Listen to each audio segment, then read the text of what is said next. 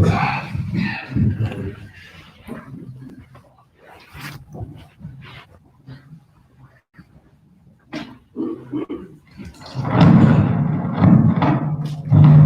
عليكم ورحمة الله وبركاته. وعليكم السلام.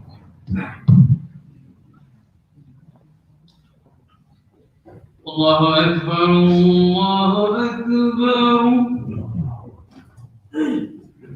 الله أكبر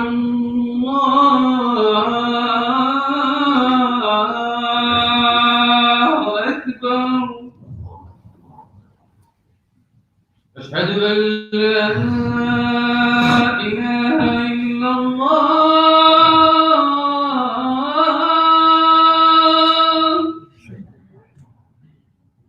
أشهد أن لا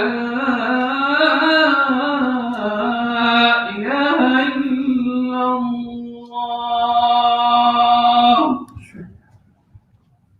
أشهد أن محمدا رسول الله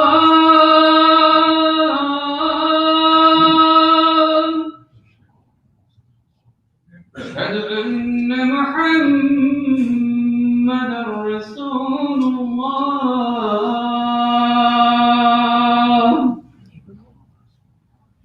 حي على الصلاة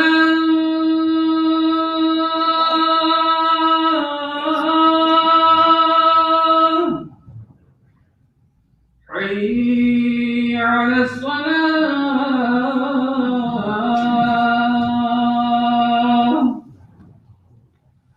حي على الفلاح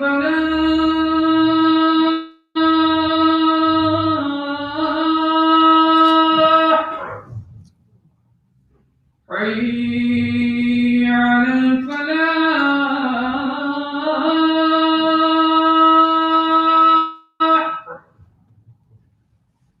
الله أكبر الله أكبر لا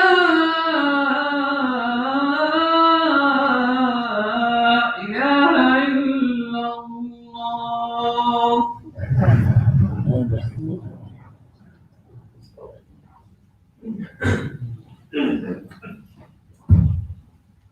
أعوذ بالله من الشيطان الرجيم. بسم الله الرحمن الرحيم. الحمد لله رب العالمين.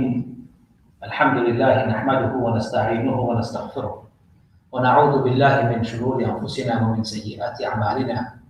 من يهده الله فلا مضل له ومن يضلل فلا هادي له ونشهد أن لا إله إلا الله وحده لا شريك له ونشهد أن سيدنا حبيبنا محمدا عبده ورسوله أرسله بالحق بشيرا ونذيرا وداعيا إلى الله بإذنه وسراجا منيرا. أما بعد، قال الله تبارك وتعالى: أعوذ بالله من الشيطان الرجيم. إما هديناه السبيل إما شاكرا وإما كفورا. In Surah Insan, verse number 3, Allah says, and we have shown you the path, you may accept it and be grateful, or you may reject it. This is a very interesting verse. I want to talk about this verse, and the topic of my conversation today is why so many of our children are leaving Islam. Why so many of our children are leaving Islam. I know you may be thinking, that's a very strange topic to talk about. But we cannot be like ostriches, assuming it's not happening. My brothers and sisters, many of you may not like what I'm going to say, but I'm going to say it anyway. Because I know, unless I speak the truth, unless I open up the discussion, we don't talk about it often amongst ourselves, but we do, because it's how we prepare for it. This question of why our children are leaving Islam does not have any data and hasn't seen much analysis yet. However, in absence of such data or analysis, we have to address this issue from the experiences that we have on a daily basis. Sadly, I've witnessed this on a regular basis. In the last month alone, I've dealt with 5 young women and 2 young men who have chosen to leave Islam, become atheist, agnostic, or Christian. Their families have reached out to me asking me for help and support. Brothers and sisters, when I wrote this piece, many people got in touch with me directly saying we are experiencing the same.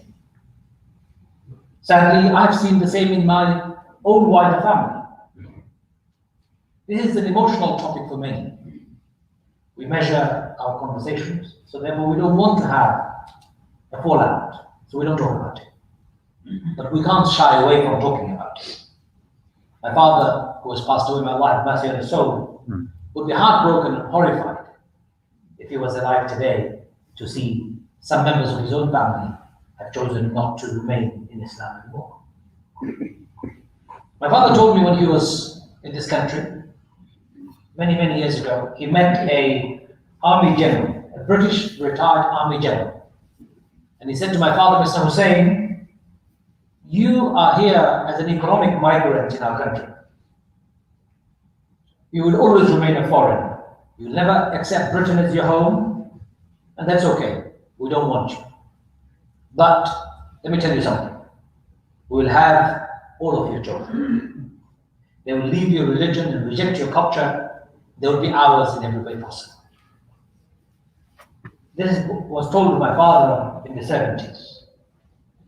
My father was horrified at that time by this prediction.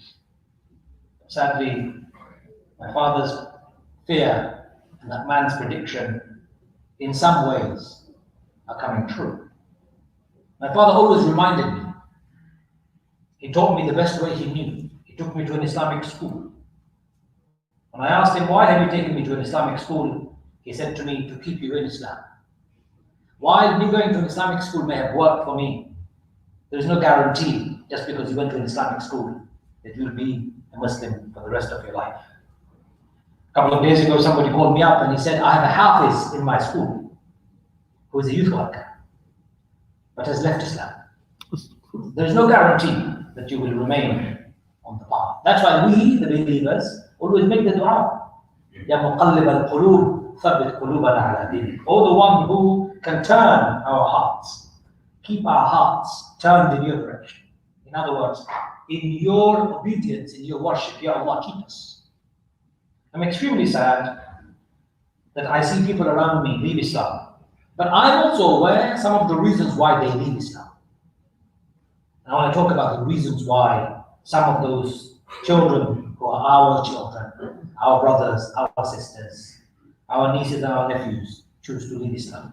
Did you know the largest number of those who leave Islam, majority of them are ladies, young ladies, our sisters, our daughters. Do you know why they leave Islam?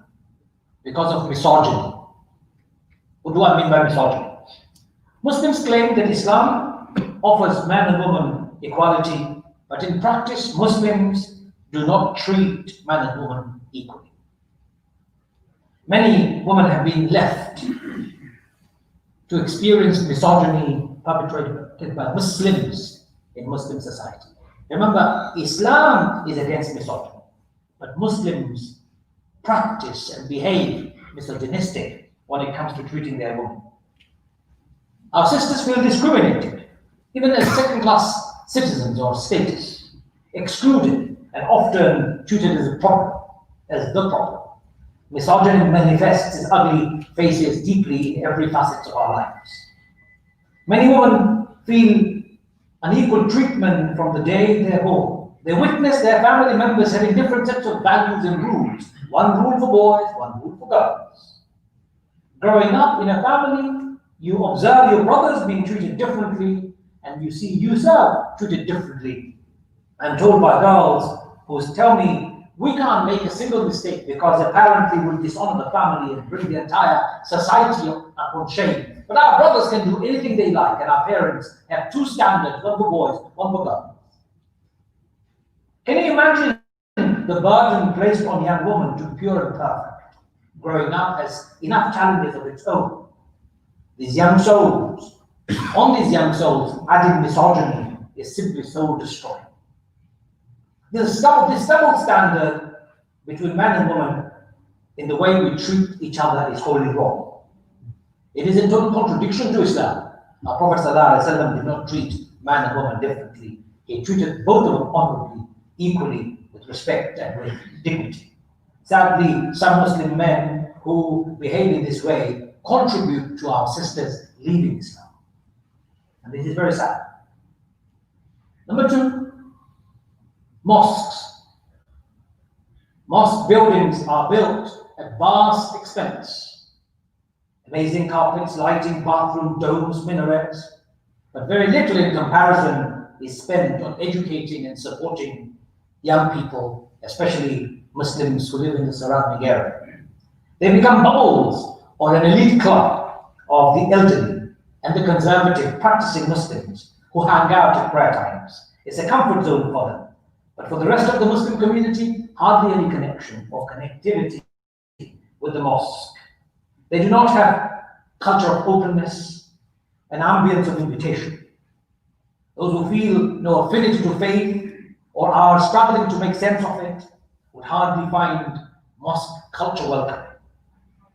My brothers and sisters, this mosque may be an exception, but I'm not talking about this mosque. I'm talking about the mosques across the country, and there are 2,000 of them. Brothers and sisters, a place of worship, a mosque, at the time of Rasulullah was not only a place of worship. It was a refuge, it was a shelter, it was a family counseling space, it was social justice, economic development, mental health support. It was an international relations and the gatherings of dignitaries, poor, the needy, the powerful, the pauper, the king, every single person, man or woman, orphan or otherwise, were always welcome in the mosque of the Prophet of Allah sallallahu alaihi wasallam. And yet we don't do the same with our masajid today. In fact, not only do we not do the same, our mosques remain closed and used for 20 hours of the day out of the 24 hours that we have. 5 daily prayers, each of them they take a small amount of time. And if we teach our children Quran a few more hours, maximum hours of use is 4 to 5 hours. 19 to 20 hours of the time, the mosque is empty, lying dormant, gathering dust. Maybe a gathering of jinns are happening invisibly in the masajids. But the masajids were not created for the jinns. They were created for human beings, your children and my children. Why are these masajids not open adequately? And not only are they closed to our communities, very few masajids in this country have a youth club for their children to play. We have a youth club here. But I want to see a fully serviced youth center where kids can come anytime they want, drop in or drop out.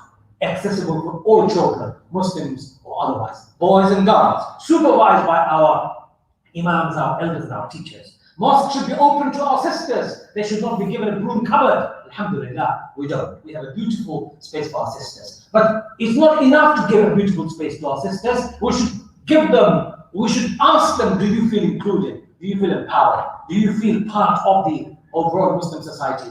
Many girls tell me, many Muslim girls who have left Islam tell me, no brother, we were excluded, we were not included, we did not feel part of it, we left.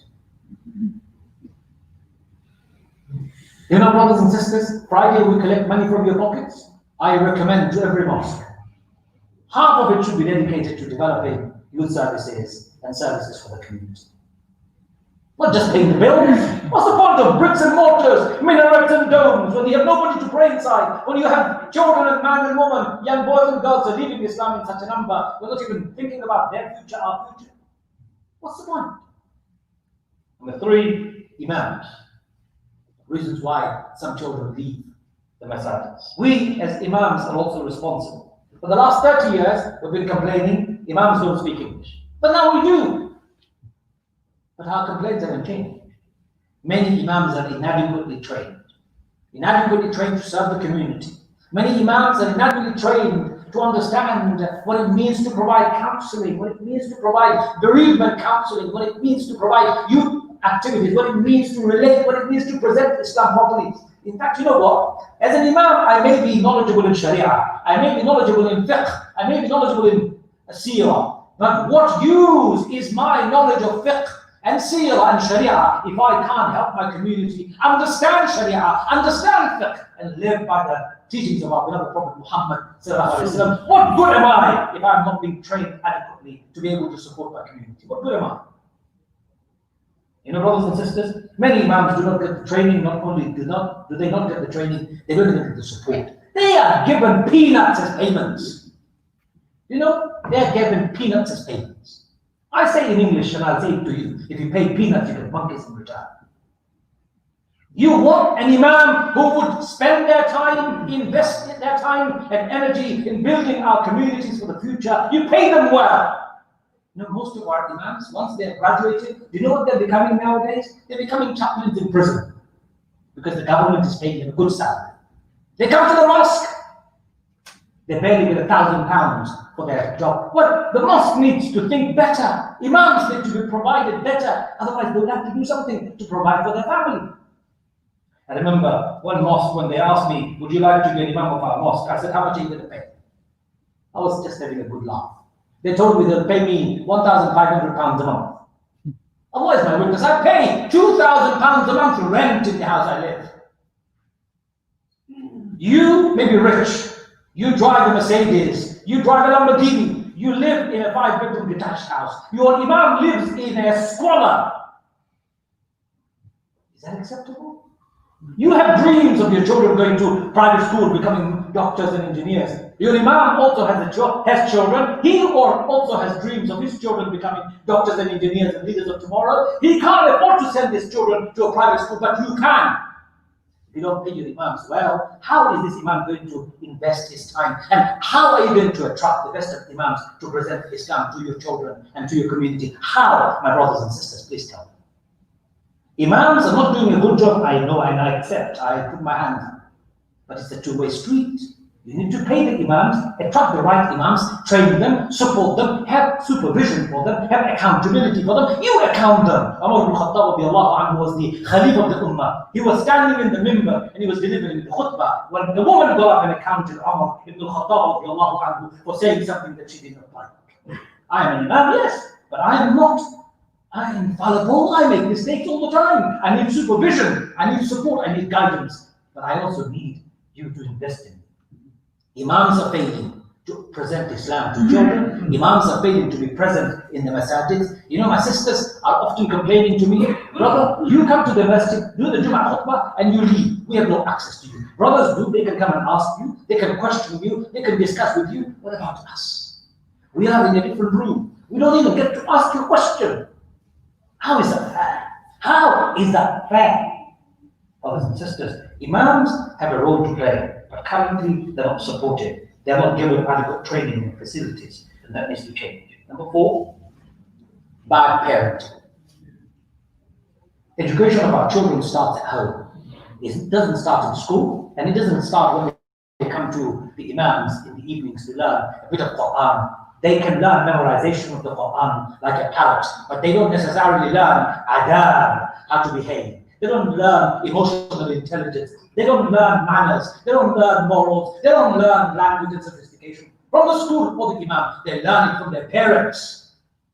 One of the reasons many children leave Islam is because they've witnessed dysfunctional family, absence of a proper family. They've grown up with deep scars in their hearts and their minds. They've seen their children, their parents fight and argue, bicker. They've seen their parents not have a relationship that is adequate for a modern 21st century life. They have seen their children leading a double-standard, duplicitous lifestyle. Those children are bitterly disappointed in their parents, and they grow up thinking, is that Islam? If that is Islam, I don't want to know. Goodbye, Islam. My parents will remain my parents, but I don't want to know Islam. And I'm dealing with cases like this every day. Many children, my brothers and sisters, experience no love growing up. They're rarely given hugs, kisses, reassurances. They're hardly ever given emotional intelligence. There is an emotional deficit in their lives. If you want your children to remain Muslim, you need to exemplify Islam in their lives when they're young, when they're growing up, with rationale, with reason, with examples, with love and affection. It's not good enough for you to say, I said so, Rasul said so, Allah said so. Why would they accept it? Give them a reason. But if you don't know how to answer questions to your children because you don't have sufficient knowledge, how are you going to give your children answers to sophisticated questions of philosophy? A father came to me recently and he said to me, my son has graduated from Oxford and has got a doctorate degree in philosophy. And he's asking me very difficult questions about Allah, about God. Imam, can you please help? I'm an illiterate man. I don't know what to do. He's crying inside because he loves his son. But he also knows he doesn't have enough knowledge to encounter his son, who is highly educated. How does an illiterate father answer the sophisticated question of a PhD philosophy doctorate holding son? How? He can give him a hug. He can give him a kiss. He can tell his son, I love you. But that doesn't answer the question for the son who has been asking questions about Allah all his life, and he never got one. He never got an answer for it. Bad parenting is one of the reasons why children leave Islam. Brothers and sisters, I'll stop here. I can go on and on. I've written a long article on my Facebook page if you want to go and read it. It's a long one. I will ask you to read it. It's worth reading. Do you know why? It will make you think. And if you think I've got it wrong, send me a feedback. Give me a message. You see me here. Talk to me. Together, we must answer the questions of our children. Together, we must create a space for our children for the future. Together, we must create the leaders of tomorrow. Otherwise, what is the point of building these messages? What's the point? May Allah forgive us. May Allah strengthen us and increase us in our iman and abilities to protect our children and our families. وآخر الدعوانا أن الحمد لله رب العالمين.